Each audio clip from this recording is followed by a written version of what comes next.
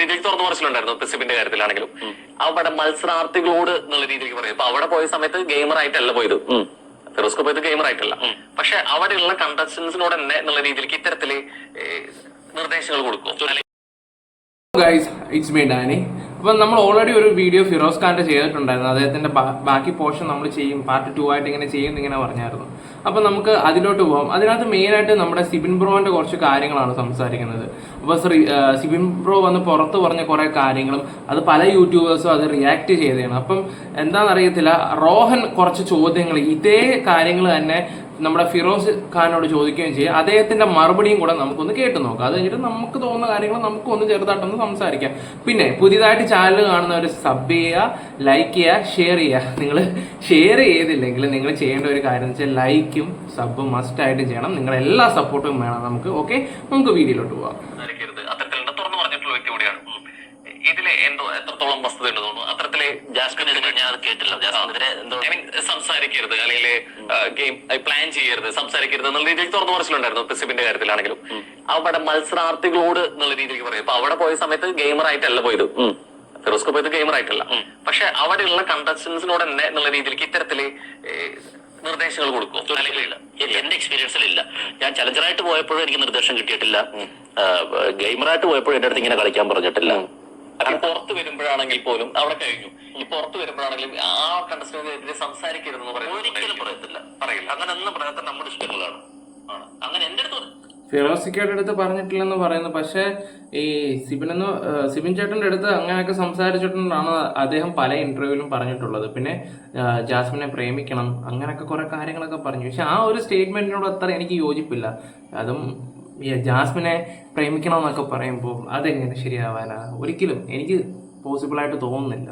കാരണം എന്ന് പറഞ്ഞാൽ ഓക്കെ, അഭിഷേക്, ജയദീപ് ആണെങ്കിലും ശ്രീകുമാർ ആണെങ്കിലും ഓക്കെ, അവരെ വെച്ചായിരുന്നെങ്കിൽ ഈ പറയുന്ന കാര്യങ്ങൾ നമുക്ക് പിന്നെയും എന്തെങ്കിലുമൊക്കെ ഉണ്ടെന്നെങ്കിലും വിശ്വസിക്കുകയെങ്കിലും ചെയ്യാം. പക്ഷെ ഇതിലോട്ട് ഇതത്ര യോജിക്കുന്നില്ല സത്യത്തില. നമുക്ക് ബാക്കി കേട്ട് നോക്കാം.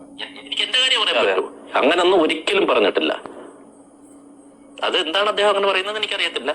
അദ്ദേഹം ഈ പറഞ്ഞതുപോലെ നല്ലൊരു കണ്ടസ്റ്റന്റ് ആയിരുന്നു. പക്ഷേ പുള്ളി സിബിൻ പക്ഷെ അദ്ദേഹം ഒന്ന് രണ്ട് തവണ അദ്ദേഹം തന്നെയാണ് വന്ന് ഞാൻ പോണമെന്ന് പറഞ്ഞത് അല്ലേ?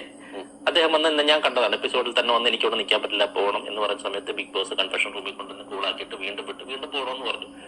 പിന്നെ വന്നിട്ട് പുള്ളി പുറത്ത് വന്നിട്ട് ഇത് പറയേണ്ട ആവശ്യമില്ല. പിന്നെ അത് നമ്മളും കണ്ടതാണ്. കാരണം പുള്ളി പറയുന്ന 3 ദിവസം പുള്ളിയെ പുറത്ത് അടച്ചിട്ട് എന്നുള്ള രീതിയിലാണ്, ഒരു റൂമിൽ തന്നെയുള്ള രീതിയിൽ. എനിക്ക് തോന്നുന്നു ഫസ്റ്റ്, അതായത് ഞായറാഴ്ചത്തെ എപ്പിസോഡ് കഴിഞ്ഞ് പുള്ളി കിടന്നുറങ്ങി എണ്ണിച്ചതിന് ശേഷം, അതായത് മൺഡേയിലെ എപ്പിസോഡിൽ അദ്ദേഹം ഭയങ്കര ബുദ്ധിമുട്ടും കാര്യങ്ങളൊക്കെ അങ്ങോട്ടും ഇങ്ങോട്ടും നടക്കുകയൊക്കെ ഉണ്ടായി. പിന്നെ കൺഫെഷൻ റൂമിൽ വിളിച്ച് അവിടെ നിന്ന് കുറേ സംസാരിച്ച് അവസാനം ഒരു നല്ലൊരു ഡോക്ടറെ കാണിക്കുകയും ചെയ്തു. അത് കഴിഞ്ഞിട്ട് അന്ന് വൈകിട്ട് പുള്ളി വരികയും ചെയ്തത്. പിന്നെ പുള്ളിക്ക് ഉറങ്ങാനൊന്നും പറ്റില്ല. അപ്പോൾ പുള്ളി വീണ്ടും പറ്റില്ല എന്നുള്ളൊരു ദിവസം, അതെന്ന് വെച്ചാൽ പുള്ളിക്ക് പോയേ പറ്റത്തുള്ളൂ എന്നുള്ള ദിവസം, പിറ്റേ ദിവസം വീണ്ടും അങ്ങനെ ഇറങ്ങി തിരിഞ്ഞിട്ടാണ് പുള്ളി പോയത്.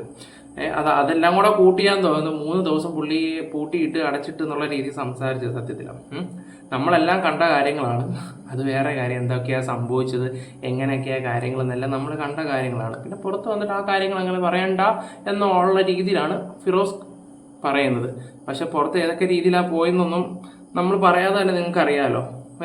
ഈ നമ്മുടെ ഇന്റർവ്യൂവിലും ഓരോ കാര്യങ്ങളൊക്കെ അറ്റൻഡ് ചെയ്തതും കാര്യങ്ങളൊക്കെ നമുക്ക് ബാക്കിയൊന്ന് കേട്ട് നോക്കാം. ഈ വിവാദങ്ങൾ അല്ലെങ്കിൽ ഈ പ്രസ്താവന പറഞ്ഞു തുടങ്ങിയത് ഈ മെഡിസിന്റെ പേരിലായിരുന്നു.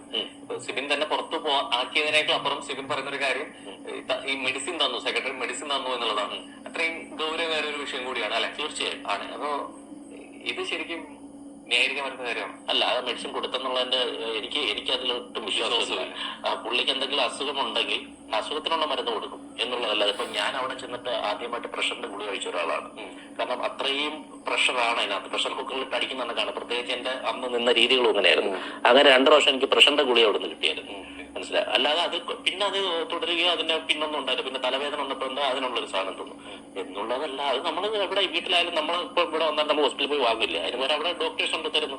അല്ലാതെ വേറെ ഈ പറയുന്ന പോലെ അതിനെ മാനിപ്പുലേറ്റ് ചെയ്ത് അതിനോടൊന്നും എനിക്ക് ചേർത്തിക്കുന്ന കാര്യം കൂടി. ഇപ്പൊ ജിന്നോരവിടെ മെഡിസിൻ ചോദിക്കുന്നു, ആവശ്യപ്പെട്ട മെഡിസിൻ അല്ല കൊടുക്കുന്നതെന്ന് പറയുന്നു. അതൊക്കെ പറയുന്നില്ലേ ആണ്. പക്ഷെ അതിനനുസരിച്ചിട്ട് ആളുടെ പിന്നീടുള്ള മത്സരത്തിലുള്ള ദിവസങ്ങളിൽ വരുമ്പോൾ ആളുടെ എനർജി ലെവൽ കുറയുന്നത് കാണാം. ആള് ഇത് അങ്ങനെ അത്ര ചീഞ്ഞ കളിയൊന്നും ബിഗ് ബോസ് ഇനിയിപ്പം അത് നമ്മളും കണ്ടതാ സത്യത്തില. ഒരുപാട് കഥകൾ, ഇല്ല മെഡിസിൻ്റെ കാര്യങ്ങളും പിന്നെ ഇന്ന മെഡിസിൻ കൊടുത്തെന്നുള്ള കഥകളും അങ്ങനെ സംഭവിച്ച കാര്യങ്ങളൊക്കെ ഞാൻ കേട്ടിട്ടുണ്ട്. ഇപ്പം അതിൻ്റെ ഇടയ്ക്ക് ജിൻഡോൻ്റെ കാര്യങ്ങളൊന്നും ആലോചിച്ച് നോക്കിയേ. ജിൻഡോ ഇപ്പം മരുന്ന് കഴിച്ചിട്ട് അങ്ങനെ നിൽക്കുന്നത്, സൈലൻ്റ് ആയിട്ട് പോകുന്നത്, പുള്ളിക്കൊരു ഗെയിം പ്ലാൻ കാണുമായിരിക്കാം എന്തോ. പിന്നെ അതുപോലെ തന്നെ ഈ ഒരു സംഭവം ജിൻഡോൻ്റെ അമ്മ അറിഞ്ഞിട്ടുണ്ടായിരുന്നു. അവരത്രമാത്രം വിഷമിച്ചിട്ടുണ്ട്. ഇതൊക്കെ ചെന്ന് ഇങ്ങനെ പറയുമ്പോൾ എല്ലാവർക്കും ഓരോ രീതികളും ഓരോ കഥകളും അങ്ങ് അടച്ച് അങ്ങ് വിട്ടാൽ മതി എന്നുള്ള. ഞാനൊന്നും അതിനെക്കുറിച്ച് കൂടുതലൊന്നും പറയുന്നില്ല സത്യത്തില. പറഞ്ഞാൽ പിന്നെ അതൊരു മോശമായിട്ടുള്ള രീതിയിലായിപ്പോൾ നമ്മളൊന്നിനും ഇല്ലേ പറയാനൊക്കെ സത്യത്തില. ഇപ്പം എനിക്ക് തോന്നിയൊരു കാര്യം എന്ന് വെച്ചാൽ ഇതിനൊക്കെ അവരുടെ തെളിവുണ്ടെങ്കിൽ നിങ്ങൾ ധൈര്യമായിട്ട് കേസ് കൊടുക്കുക വേണ്ടത്. അല്ലാതെ ഇനി ഇങ്ങനെ ഇത്രയും ദിവസം ഇത്രയൊക്കെ പറഞ്ഞ സ്ഥിതിക്ക് ഒരു ഒത്തുതീർപ്പിൽ പോകരുത്. ഒത്തുതീർപ്പിൽ പോയാൽ ഇതൊക്കെ കണ്ടുകൊണ്ടിരിക്കുന്ന ജനങ്ങളൊക്കെ വെറും മണ്ടന്മാരാണെന്നേ ഞാൻ പറയത്തുള്ളൂ. കാരണം നമുക്കും അറിയണ്ടേ. കാരണം നമ്മുടെ കൂട്ടത്തിൽ ഒരാൾ നാളെ പോകേണ്ടതാണെങ്കിലോ, ഇത് അവിടെ പരിഹരിച്ച് അടുത്ത വർഷം ഈ ഷോ വരുവാണെങ്കിലോ, എന്താണ് ഈ സംഭവം, എന്തിനാണ് ഇവർ പരിഹരിച്ചത്, എന്ത് ഡീലിനാണ് ഈ പരിഹരിച്ചത്, ഇതൊന്നും ജനങ്ങൾക്ക് അറിയത്തില്ല. ഇതൊക്കെ ജനങ്ങളുടെ മുന്നിൽ കൊണ്ടിട്ടിട്ട് ലാസ്റ്റ് റിസൾട്ട് ജനങ്ങൾ അറിഞ്ഞില്ലെങ്കിലുള്ള കാര്യം ഒന്ന് ആലോചിച്ച് നോക്കി. നിങ്ങൾ ആരെങ്കിലും ഇത് തിങ്ക് ചെയ്യുന്നുണ്ടോ? വേറൊരു ഇൻ്റർവ്യൂ ഞാൻ കണ്ടു. ഒരു നാല് റൂമിലിരുന്ന് ചർച്ച ചെയ്ത് തീർക്കേണ്ട കാര്യമേ ഉള്ളൂ എന്ന് പറയുന്നു. ഇതെല്ലാം ജനങ്ങളുടെ അടുത്ത് കൊണ്ടുവന്നിട്ട് ഞങ്ങളത് സോൾവ് ചെയ്ത് എനിക്ക് നീതി കിട്ടിയെന്ന് പറഞ്ഞിട്ടില്ല. എന്ത് കിട്ടിയെന്നും കൂടെ നമുക്കറിയണം. ഇതുവരെ നീതിയും കാര്യങ്ങളൊന്നും കിട്ടിയിട്ടില്ല, അത് വേറെ കാര്യം. ഓക്കെ. പിന്നെ ഈ പറഞ്ഞ വ്യക്തിയുടെ ഒരു ഇൻ്റർവ്യൂ തന്നെ അദ്ദേഹം തന്നെ പറയുന്നുണ്ട്, റോക്കി സിജോനെ അടിച്ചു. അവനെന്ത് ഇതായിട്ടാണ് സംസാരിക്കുന്നത്, മീൻസ് എന്ന് വെച്ചാൽ അവൻ എന്ത് ഇതായിട്ടാണ് തിരിച്ചു വന്നത്, പോയി ഒരു 2 കോടി രൂപയും മേടിച്ച് തിരിച്ച് വരണം എന്നുള്ള രീതിയിൽ ഒരു സ്റ്റേറ്റ്മെൻറ്റ് പറഞ്ഞിട്ടുണ്ടായിരുന്നു ഒരു ഇൻ്റർവ്യൂവിനകത്ത്. നമുക്കതിൻ്റെ നിങ്ങൾക്ക് ആ ഇൻ്റർവ്യൂ ലേറ്റസ്റ്റ് ഇടയ്ക്ക് ഫസ്റ്റും സെക്കൻഡും തേർഡും പാർട്ടും ഒക്കെ ഇറങ്ങിയ ഒരു ഇൻ്റർവ്യൂവിനകത്ത് അദ്ദേഹം അത് പറയുന്നുണ്ടായിരുന്നു. എന്തിനിങ്ങനെയൊക്കെ പറയണം? അപ്പോൾ ആൾക്കാർ ചിന്തിക്കും, ബുദ്ധിയുള്ളവർ ചിന്തിക്കും എന്തിനാണ് ഇതൊക്കെ ചെയ്യുന്നത് എന്നുള്ള രീതിയിൽ. അപ്പോൾ നമുക്ക് ബാക്കിയും കൂടെ ബാക്കി കേട്ട് നോക്കാവേ. അപ്പം ഗുളിക കൊടുത്ത് അതിനെ മാറ്റിയിട്ട് അങ്ങനെ ആ ഒരു സ്റ്റേറ്റ്മെന്റേ എനിക്ക് അതിനോട് യോജിപ്പില്ല. ഇത് ഇത്തരത്തിൽ അങ്ങനെ വസ്തുത അല്ലെങ്കിൽ വിരുദ്ധമായിട്ടുള്ള കാര്യങ്ങളാണ് പറയുന്നുണ്ടെങ്കിൽ എന്താണ് ഇതിൽ നേട്ടം? അല്ലെങ്കിൽ ഒരു ഒരു അവസരം തന്ന് ഇപ്പൊ ഇത്തരത്തിൽ സിബിൻ പറയുന്ന വിഷയങ്ങളാണെങ്കിലും അല്ലെങ്കിൽ മുൻ മത്സരാർത്ഥികൾ പറയുന്നതാണെങ്കിലും എന്തുകൊണ്ടാണ് ശരിക്കും ഒരു പക്ഷെ അങ്ങനെ സംഭവിച്ചിട്ടില്ല എങ്കിൽ ഇവർക്ക് ഇത് മുന്നേയും പല കണ്ടസ്റ്റൻസും പുറത്ത് വന്നിട്ട് പല ഫേക്ക് ആയിട്ടുള്ള കാര്യങ്ങളും സ്ക്രിപ്റ്റഡാണ് വരെ പറഞ്ഞ കണ്ടസ്റ്റൻസ് ഉണ്ട്. ഞാൻ പേരൊന്നും എടുത്ത് പറയുന്നില്ല. നേട്ടത്തിന്റെ കാര്യം സംസാരിച്ചു. അതെന്താ നേട്ടം എന്ന് പറഞ്ഞാൽ നിങ്ങൾക്ക് ജനങ്ങൾക്ക് തന്നെ ഞാൻ വിട്ടുതരാം. നിങ്ങൾ പറയാം എന്താ നേട്ടം, ഇതുകൊണ്ട് ഇങ്ങനെ കുറ്റം പറഞ്ഞിട്ട് എന്ത് നേട്ടം?